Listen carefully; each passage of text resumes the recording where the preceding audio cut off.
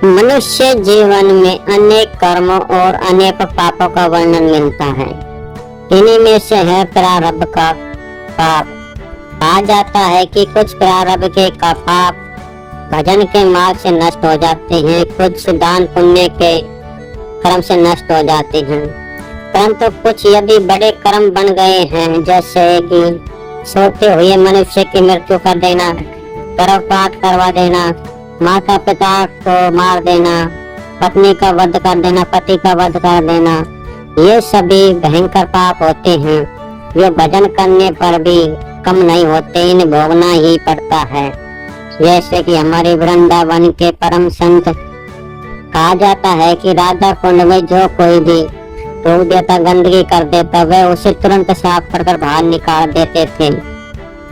ऐसे ही ऐसे उनके जीवन का चलता रहा। कहा जाता है कि रात के सपने में उनको एक कुष्ठ रोग आता है और कहा जाता है कि वह कुष्ठ रोग उस राधा कुंड की सफाई करने वाले संत से कहते हैं कि हमें तुम स्वीकार करो, हम तुम्हारे 12 वर्ष के लिए तुम्हारे शरीर में घुसना चाहते हैं, क्योंकि कुष्ठ रोग का इतना सामर्थ्य नहीं था कि वह उनकी आज्ञा के बिना भी उसके शरीर में घुस सके, क्योंकि उसके भजन के प्रभाव से और राधा रानी की कृपा से लोग भी उससे पूछ कर आते थे कि हम आपके प्रारब्ध के पाप हैं जो आपको हमें स्वीकार करना ही होगा।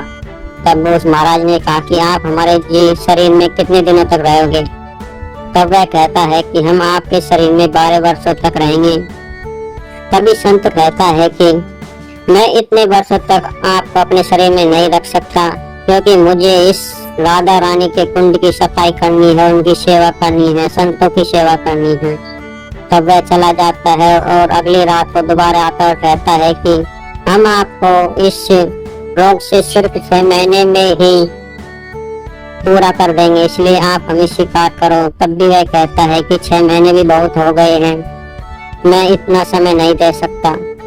तब वह कहता है कि आप हमें सिर्फ 24 घंटे के लिए ही अपने शरीर में रहने की आज्ञा दीजिए। जितना दंड और जितना पीड़ा आपको 12 वर्ष में मिलेगी, आपको हम उससे 24 घंटे में पूरा कर देंगे। तब वह संत अपनी कुटिया में जाते हैं और शिष्य से कहते हैं कि हे शिष्यों, आज 24 घंटे के लिए मैं अपनी कुटी में जा रहा हूँ, तुम बाहर से ताला लगा देना।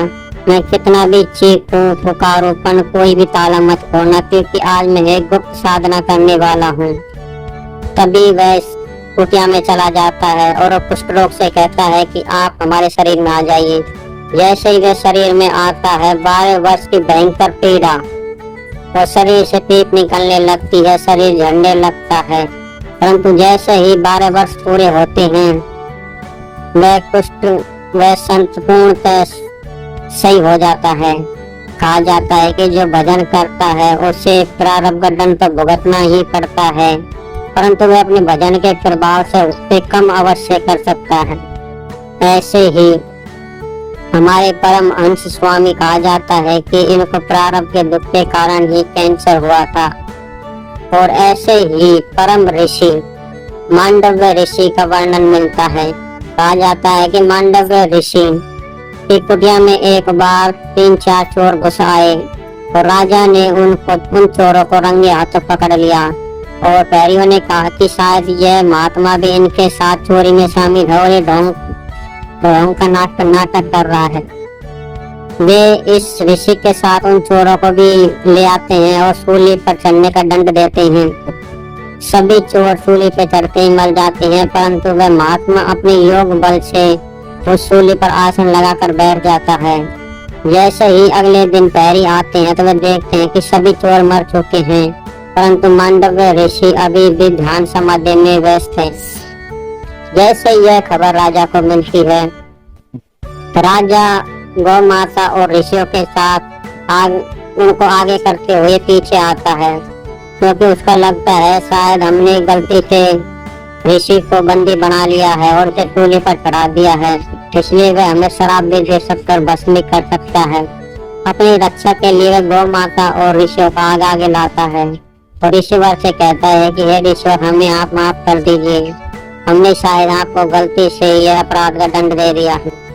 तभी मांडव्य ऋषि कहते हैं कि इसमें आपकी कोई गलती नहीं है, इसका दंड हम स्वयं यमराज को देंगे, क्योंकि मुझे पता है कि मैंने जीवन में कोई अपराध नहीं किया है। इसलिए क्योंकि मनुष्य को जो भी दंड, शारीरिक दंड मिलता है या सरकार का दंड मिलता है, यह सिर्फ ऊपर से लिखा होता है। मनुष्य तो सिर्फ उसका माध्यम बनता है, और जैसे उसकी सूली को निकालने का प्रयास करते हैं परंतु वह सूली नहीं निकलती है तो उसे काट दिया जाता है और उसका सूली का अंश मांडव्य ऋषि के शरीर में ही रह जाता है। मांडव्य ऋषि क्रोधित होकर यमपुरी जाते हैं और यमराज से कहते हैं कि आपने हमें किस अपराध का दंड दिया है।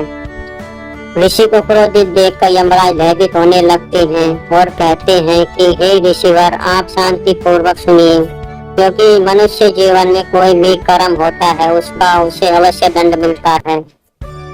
इसलिए आपने 8 वर्ष की उम्र में तितियों को पकड़कर उनके गोदाम में सूल चुराकर उन्हें छोड़ दिया था, इसी का आपको दंड मिला है। तभी ऋषिवर कहते हैं कि हे यमराज, आपको शायद इतना ज्ञान नहीं है कि बालक 1 वर्ष से 14 वर्ष तक ना बुद्धि होता है, उससे अच्छे बुरे की समझ नहीं होती है, फिर भी आपने मुझे दंड दिया है। इसलिए मैं भी आपको दंड देता हूँ कि आप अगले जन्म में धरती पर 100 वर्ष तक जन्म लेंगे और आपको भयंकर परिजनों की पीड़ा सहनी करनी पड़ेगी, तभी वे अगले जन्म में विदुर बनते हैं। कहा जाता है कि विदुर 100 वर्ष तक धरती पर रहे, और ये भी विधान हुआ कि 1 से 14 वर्ष तक कोई भी यदि कोई पाप या अधर्म कर देता है तो उसका दंड यमराज की लेखा जोखा में नहीं लिखा जाता है। ऐसे ही हमारे महान संत हैं जैसे कि पितामह भीष्म, उनको भी अपने प्रारब्ध के कारण ही बाणों की सैया मिली थी। कहा जाता है कि वे पिछले जन्म में एक राजा थे और मार्ग में आने वाली एक नाव को उनने अपने बाण से उठाकर कांटों पर फेंक दिया। वह 6 दिनों तक वहां पर कांटों में उलझता रहा और प्राणांत हो गया। इसी प्रकार पितामह भीष्म को भी 6 वर्षों तक बाणों की सैया पर लेटना पड़ा और अंत में प्राणांत हो गया। कहा जाता है कि कई कर्म मनुष्य को भजन करने पर भी भोगने ही पड़ते हैं। यदि सरकार के द्वारा दिया गया कोई परम दंड यदि मिलता है तो वह भी नष्ट हो जाता है, परंतु यदि सरकार के द्वारा नहीं मिलता है तो उसका दंड स्वयं यमराज देते हैं और उसका भुगतान कर देते हैं। इसलिए कहा जाता है कि भजन करने वाले का छोटे मोटे पाप तो कट जाते हैं, परंतु बड़ा पाप तो उसे भोगना ही पड़ता है। हाँ, वह अपनी इच्छा के अनुसार उसे कब भोगना चाहता है वह भोग सकता है। यदि आप इससे सहमत हैं तो कमेंट में जय गुरुदेव, जय श्री कृष्ण अवश्य लिखें।